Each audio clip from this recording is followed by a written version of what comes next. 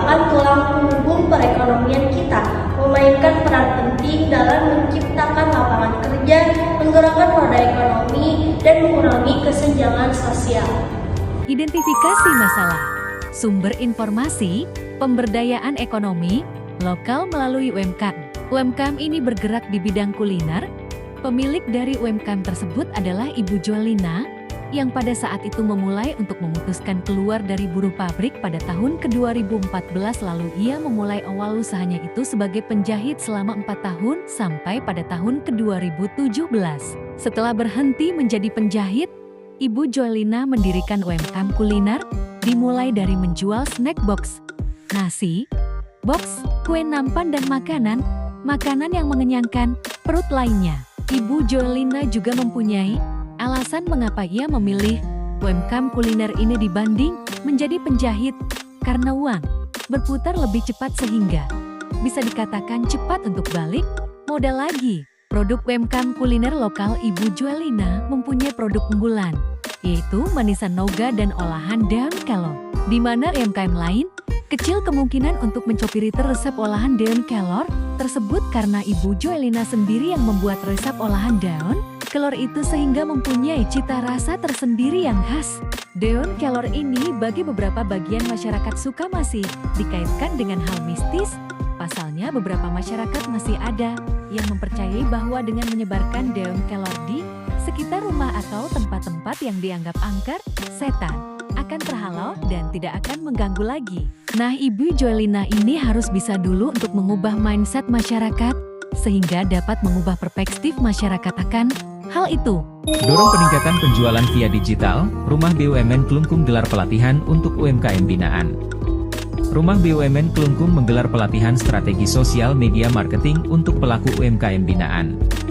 Pelatihan tersebut dilaksanakan pada Selasa 21 Mei 2024 dengan mengusung tema strategi membuat konten viral untuk meningkatkan penjualan di TikTok Shop dan Facebook yang bertempat di Rumah BUMN Klungkung.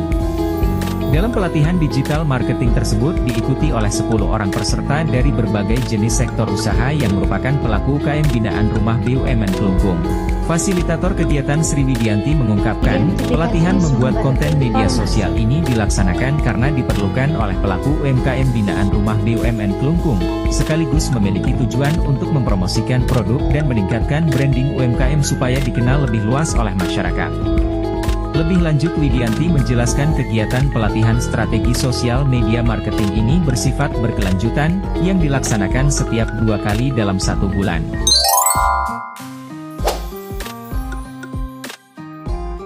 Pertama, perjalanan usaha yang inspiratif. Ibu Joelina memiliki kisah perjalanan usaha yang menarik dimulai dari ia bekerja sebagai buruh pabrik, kemudian menjadi penjahit, hingga akhirnya merintis sebagai UMKM kuliner. Nah, transformasi ini menunjukkan keberanian dan ketekunan yang bisa menginspirasi banyak orang. Kedua, keputusan bisnis yang strategis. Keputusan Ibu Joelina untuk beralih dari penjahit ke bidang kuliner ini didasarkan pada pertimbangan-pertimbangan yang matang mengenai perputaran uang dan cepatnya balik modal. Nah, ini menunjukkan kemampuan beliau dalam membuat keputusan bisnis yang sangat strategis. Ketiga, produk unggulan yang unik. UMKM kuliner Ibu Joelina menawarkan produk-produk unik seperti manisan noga dan olahan daun kelor yang memiliki cita rasa yang khas dan sulit ditiru oleh pesaing. Keunikan produk ini menjadi nilai jual yang signifikan dan menarik untuk dieksplorasi lebih lanjut. Keempat, penggunaan bahan lokal dan tradisional.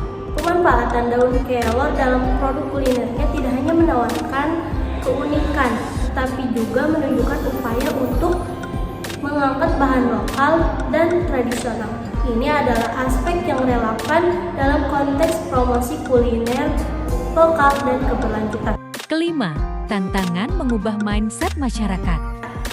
Ibu Joelina menghadapi tantangan unik dalam mengubah persepsi masyarakat tentang daun kelor yang sering dikaitkan dengan hal mistis. Keberhasilan beliau dalam menghadapi tantangan ini bisa memberikan wawasan berharga tentang cara mengedukasi pasar dan mengatasi stigma budaya. Keenam, Pengalaman mengatasi hambatan bisnis. Seperti UMKM lainnya, Ibu Jelina tentu mengalami berbagai masalah dan tantangan dalam menjalankan usahanya. Keluarga yaitu dengan semua alasan ini, wawancara dengan Ibu Jelina tidak hanya akan memberikan gambaran mendalam tentang perjuangan dan keberhasilan seseorang pengusaha UMKM, tapi juga akan banyak menginspirasi dan memberikan wawasan berharga bagi pendengar yang tertarik pada dunia bisnis kuliner. Identifikasi masalah. 1. Mengapa masalah ini harus mendapatkan bantuan dari Dinas Koperasi, organisasi UMKM, dan pemerintah desa? UMKM harus mendapatkan bantuan dari Dinas Koperasi, organisasi UMKM, dan pemerintah desa karena beberapa alasan. Alasan yang pertama, keterbatasan modal. UMKM membutuhkan bantuan modal untuk meningkatkan produksi dan pemasaran. Dinas Koperasi dan pemerintah dapat menyediakan bantuan ini. Alasan kedua, keterbatasan sumber daya manusia. Pelatihan dan pendampingan dari organisasi UMKM dan pemerintah desa dapat meningkatkan kualitas manajemen organisasi dan pemasaran UMKM. Alasan ketiga adalah keterbatasan akses pasar. Pemerintah desa dapat membantu membuka akses pasar dan meningkatkan kesadaran masyarakat tentang produk UMKM. Alasan terakhir adalah keterbatasan kredit. Bantuan kredit dari Dinas Koperasi dan pemerintah dapat membantu UMKM dalam meningkatkan produksi dan pemasaran produk. Dengan bantuan tersebut, UMKM dapat meningkatkan produksi, pemasaran, penjualan, dan kesadaran masyarakat tentang UMKM. 2. Haruskah masyarakat juga ikut bertanggung jawab dalam memberikan bantuan pada UMKM kuliner ini? Juga harus ikut bertanggung jawab dalam mendukung UMKM kuliner. Beberapa hal yang dapat masyarakat lakukan adalah yang pertama, mengkonsumsi produk UMKM. Membeli produk UMKM kuliner untuk meningkatkan penjualan dan produksi mereka. Mengikuti program bantuan, berpartisipasi dalam program bantuan pemerintah seperti BPUM untuk membantu UMKM kuliner. Yang ketiga, meningkatkan kesadaran, mengikuti program edukasi dan promosi dari pemerintah dan organisasi UMKM untuk meningkatkan kesadaran tentang UMKM kuliner.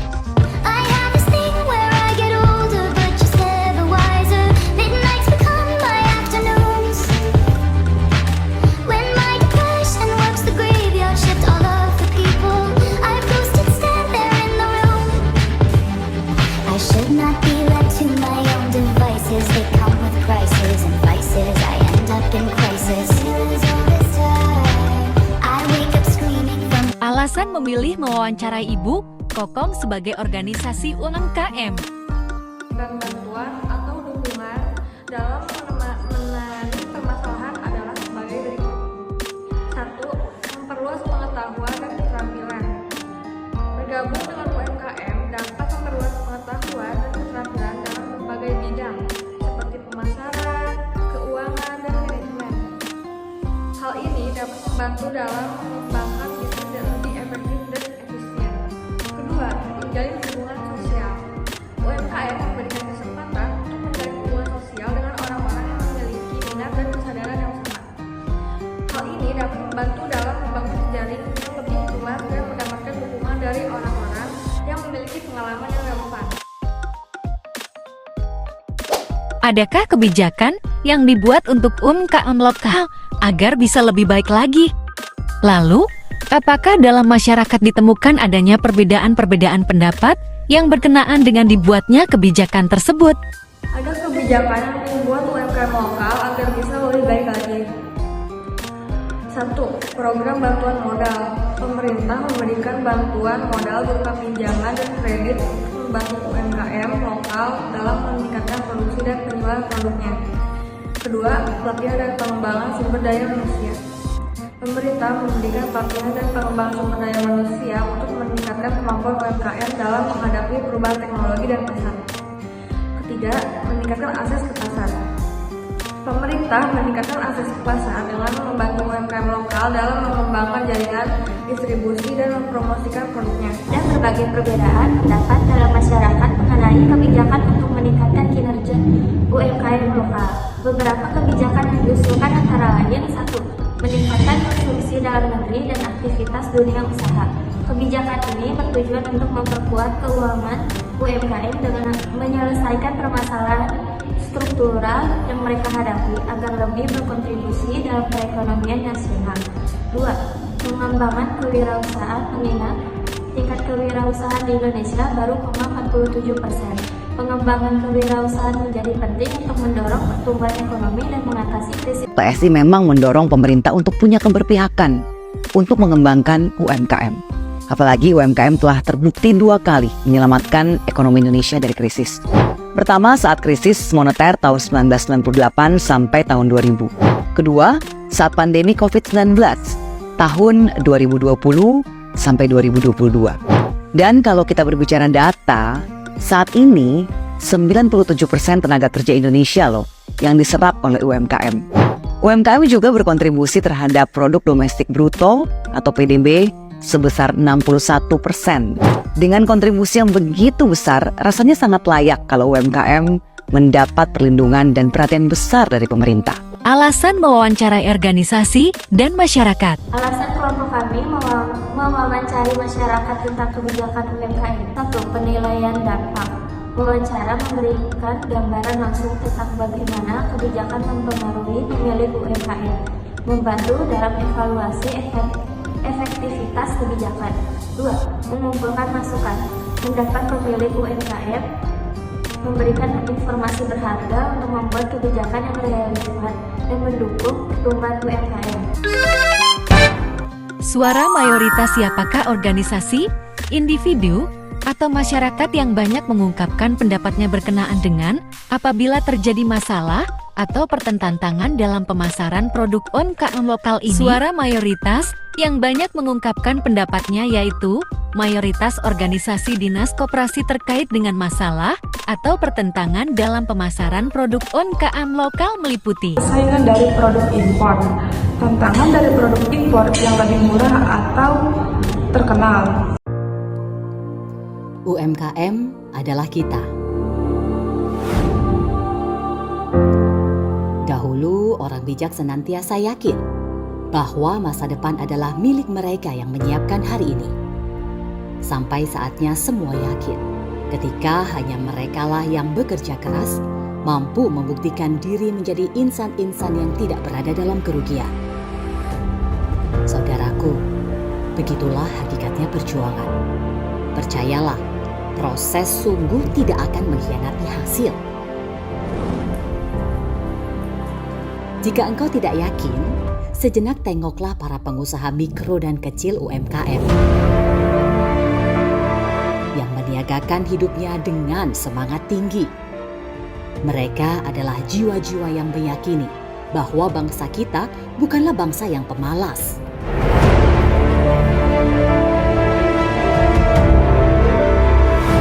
Berabad lamanya kita menggantungkan diri pada mereka yang terus bergerak, bekerja, memutar roda perekonomian dengan tangan-tangan kecilnya, menjadi tulang punggung yang menumpu faktor pembagi dalam demografi.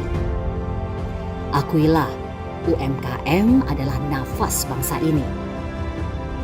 Ada satu masa, bukan sekali dua kali, ketika industri ambruk, pabrik-pabrik menutup operasi, kantor-kantor mengurangi jumlah pegawai, hingga koridor gedung-gedung besar menjadi demikian sepi.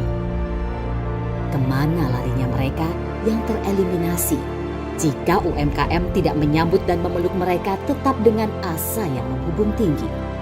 Alasan mewawancarai organisasi dinas koperasi. Pertama, pengembangan ekonomi nasional. UMKM berkontribusi 60,5% pada PDB dan penyerapan banyak tenaga kerja. Yang kedua, pengembangan kewirausahaan. Tingkat kewirausahaan Indonesia masih rendah, yaitu 3,47%. Yang ketiga, peningkatan konsumsi dan aktivitas usaha, perbaikan UMKM untuk mengatasi masalah struktural. Dengan demikian, organisasi UMKM banyak mengungkapkan pendapatnya berkenaan dengan masalah atau pertentangan dalam pemasaran produk UMKM lokal karena mereka memiliki peran penting dalam pengembangan ekonomi nasional dan memiliki kebutuhan atas lapangan kerja baru yang disiapkan dan pengembangan kewirausahaan. Menjadi jawabannya,